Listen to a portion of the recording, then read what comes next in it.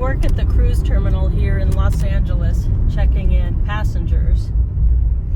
And I'm going to fill you in on the top mistakes people make on boarding day and how you can avoid all of that. So listen up. Know where you're going. Look up the physical address. Make sure you're at the right port and the right ship. Avoid the stress of traffic, accidents, delays. Fly in a night early. Get there with plenty of time. There's no need to stress about anything. You're on vacation. You want to enjoy it and have a good time and not be stressed.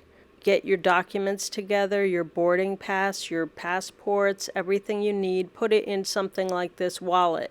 You can stay organized and don't stuff it in some random pocket. Make sure you always put it back in the same place so it's easy to find. Make sure that you're dropping off the luggage at the right place. Make sure you're at the right ship, and don't ever put your ID that you're going to need for check-in inside your suitcase and then drop it off. This happens almost every sailing. Somebody does this. Don't be that person. The best thing to have is a passport. And make sure that you've got the proper visas, ESTAs, that they're not expiring within 6 months of your travel. The number one reason people miss their cruise is arriving too late. So get there early. And one of the most important things you can bring is a great attitude. It's the difference between an ordeal and an adventure. Have a great cruise. Please subscribe and see you on the next one. Cheers.